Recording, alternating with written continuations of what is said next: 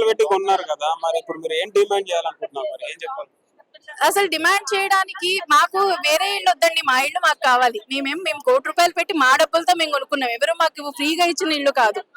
మా ఇల్లు మాకు కావాలి అంతే. మేమేం డిమాండ్ చేయదలుచుకోలే, ఏం అవసరం లేదు. భారీ ఎత్తున కూడా వచ్చారు కదా, నెక్స్ట్ ఏం చేయబోతున్నారు మరి మీరు అంతా కలిసి? మేము అపోజ్ చేస్తామండి, ఇది ఆగేదాకా అపోజ్ చేస్తాం అంతే. ఎందుకంటే మేము మా ఇల్లు ఇవ్వడానికి రెడీగా లేము. ఎందుకంటే మాకు ఎవరో ఊరికే ఇచ్చిన ఇల్లు కాదు. మేము అన్ని అప్రూవల్స్ తో ఉన్న ఇల్లు, ప్రాపర్ గా కొనుక్కున్న ఇల్లు.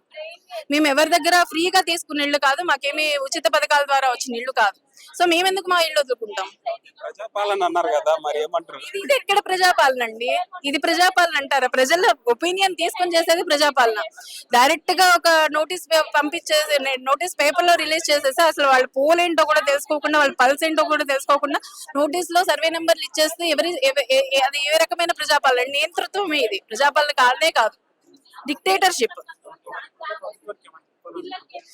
చెప్పడానికి కూడా ఏం లేదండి, ఎందుకంటే చెప్తే వినేటట్టే లేదు అసలు. ఎందుకంటే అది కంప్లీట్లీ డిక్టేటర్షిప్ లాగా ఉంది. మాకు అసలు వద్దనే వద్దు ఇది, అంతేనండి.